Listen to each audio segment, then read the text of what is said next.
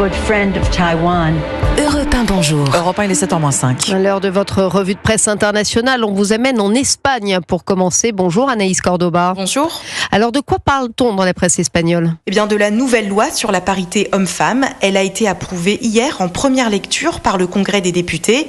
Comme l'explique le quotidien national El País, cette loi fixe un seuil minimum obligatoire de 40% de femmes au poste de direction.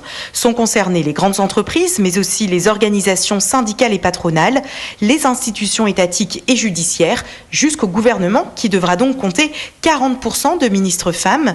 El Periódico revient sur une disposition de cette loi très critiquée par l'opposition, le fait que le non-respect de cette parité est autorisé, mais seulement s'il bénéficie aux femmes, donc si elles sont plus nombreuses que les hommes dans une instance de direction. Le pure player Publico ajoute que les entreprises qui ne respecteraient pas cette parité doivent s'attendre à des sanctions.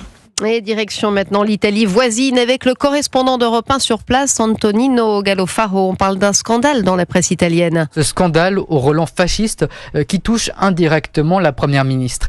Une journaliste de Fanpage a infiltré plusieurs mois le mouvement de jeunesse de Fratelli d'Italia et le fruit de son travail est édifiant. Elle a entendu des militants entonner des hymnes à la gloire de Mussolini et des chants nazis. Elle a aussi lu les messages que ces jeunes s'échangent, des insultes et des commentaires antisémites. Le mouvement de jeunesse du parti au pouvoir est entre les mains des néofascistes, commente il Manifesto, qui explique que ce qui est inquiétant, c'est qu'il s'agit de la future classe dirigeante.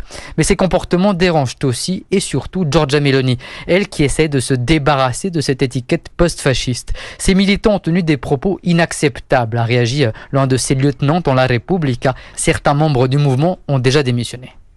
Merci à notre correspondant. C'était votre revue de presse internationale sur Europe 1.